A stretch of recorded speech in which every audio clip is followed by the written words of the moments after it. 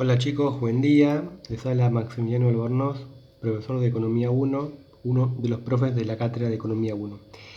El objetivo de este video es básicamente explicar paso a paso lo que se pide en cada consigna. Como sé que están con dudas sobre las actividades, queremos de esta forma evacuar dudas. Así que lo que voy a hacer es explicar brevemente lo que se pide en cada ejercicio, en cada consigna, si ustedes lo pueden hacer en casa sin ningún tipo de dificultad, y a su vez para que este video sirva para que el resto evacúe las dudas y consultas, ¿sí? Para que justamente como estamos trabajando de forma virtual y sé que para muchos es la primera vez, el video tiene como objetivo reducir la incertidumbre. Así que bueno, vamos a explicar paso a paso lo que se pide en cada problema. Bueno, de la parte de teoría, el punto 1 lo que pide es un problema sobre frontera de posibilidad de producción y costo de oportunidad. Recuerden que la frontera o sea, la EFPP, lo que muestra es la máxima producción posible de una economía con sus recursos disponibles. Y el costo de oportunidad es el costo de la alternativa descartada. Yo acá tengo dos tipos de bienes que produce esta economía: hospitales y escuelas. Vean que en el punto A no produce escuelas y produce todos hospitales. El punto A dice representar gráficamente la frontera de posibilidad de producción. Tienen que graficar la frontera, que va a tener forma cóncava, ¿sí? Lo que indica es que a medida que yo incremento las escuelas, que es el bien escaso, me va a costar cada vez más a nivel de hospitales. Por ejemplo, cuando yo paso del punto A al punto B, aumenté 10 unidades de las escuelas. Esto me costó 5 unidades de hospitales. Pero cuando yo voy, por ejemplo, del punto E al punto F, que aumenté 20 escuelas, de 60 a 80, eso me costó en términos de hospitales 40. ¿Sí? Bueno, el costo de oportunidad en este caso es con respecto a lo que yo voy descartando, que son los hospitales. Porque a medida que yo incremento las escuelas de 0 a 10 a 20 a 40, tiene un costo en términos de hospitales. El punto B dice, si existieran puntos por fuera o por dentro de la frontera, ¿qué indicarían? Bueno, que la economía, en caso de que esté un punto por adentro, no está al máximo nivel, no produce a toda su capacidad, o si hay recursos ociosos. En cambio, un punto por encima indica de que la economía no puede llegar a ese punto, es un punto inalcanzable. ¿Sí?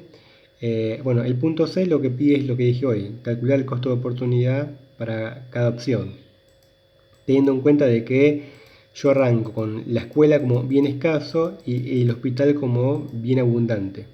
Y a medida que yo incremento la cantidad de escuelas, tengo un costo en términos de hospitales. El punto 2 es una respuesta teórica que habla de la escasez y se pregunta si la escasez le pertenece únicamente a países ricos o también son de países pobres. Bueno, acá la idea era que vean que la escasez es un término relativo, que en todos los países hay escasez. En unos países puede haber escasez de alimentos, de comida, en otros de seguridad, medio ambiente, etc. Pero que todos los países del mundo enfrentan escasez. ¿Por qué? Porque las necesidades son mayores que los bienes disponibles. Entonces, como hay muchas necesidades, siempre va a haber escasez. Va a variar el grado.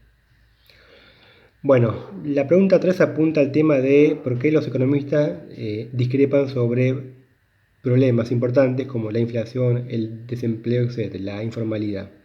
Porque ante un mismo problema tienen diferentes puntos de opinión, diferentes respuestas.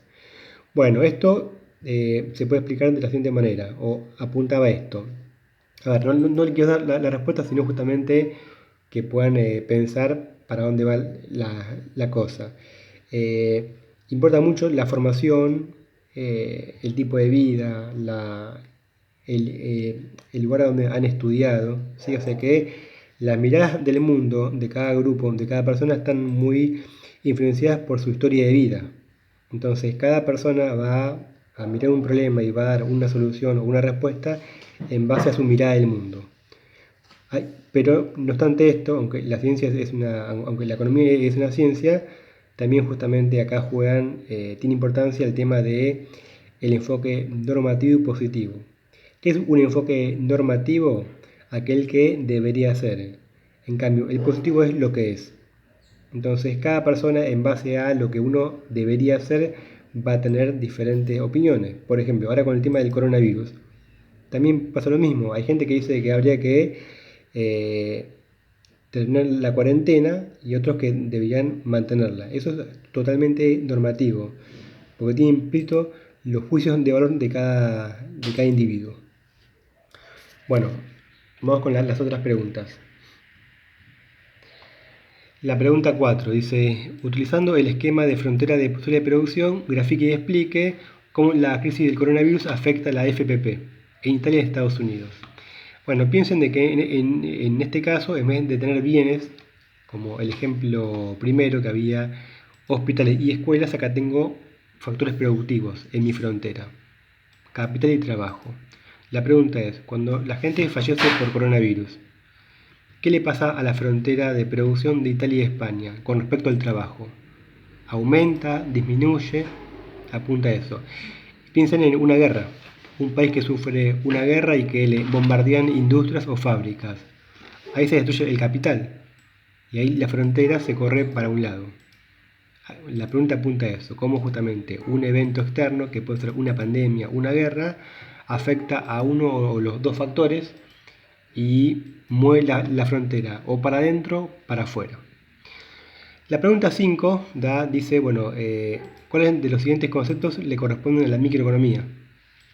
Ahí ustedes tienen que saber bien la diferencia entre micro y macro. La micro, ¿qué estudia? La macro, ¿qué estudia? Y a su vez en cada tipo de consigna a ver si es un tema macro o micro. Por ejemplo, el precio del alcohol en gel es micro, porque depende de la oferta y la demanda de ese mercado en particular, un mercado individual. En cambio, la tasa de inflación es macro, porque es el precio de los bienes de toda la economía en su conjunto. Entonces, en el punto 5 tienen que saber bien la diferencia entre micro y macro y después ver si cada ítem o cada concepto es objeto de estudio de una rama o de la otra rama. Por último, el punto 6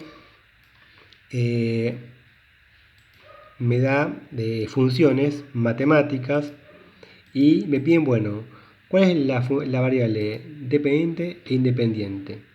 Una variable es independiente cuando no está afectada por otra variable, en cambio la dependiente está afectada. Por ejemplo, si yo digo, para muchos economistas la inflación tiene un fenómeno monetario, donde cuando hay aumentos de emisión de dinero, esto después se produce en inflación. En ese ejemplo, la inflación es la variable dependiente y la emisión monetaria la variable independiente. Bueno, apunta de que puedan ver en estas tres variables, estas tres funciones, la primera es una función lineal, la segunda también, pero no tiene ordenada al origen, y la tercera es logarítmica, que digan cuál es la variable dependiente y cuál es la independiente, cuál afecta a cuál. Por ejemplo, en el primero, y afecta a x o x afecta a y. En el segundo, z afecta a x o x afecta a z. En el último, logaritmo de x afecta al logaritmo de y o viceversa. Bueno, espero que con este breve video y con estos ejemplos tengan más, puedan hacer la actividad completa y bueno, y que no tengan tanta duda o tanta incertidumbre. Cualquier tipo de consulta, por supuesto, nos pueden preguntar al foro del campus virtual. Un saludo para todos.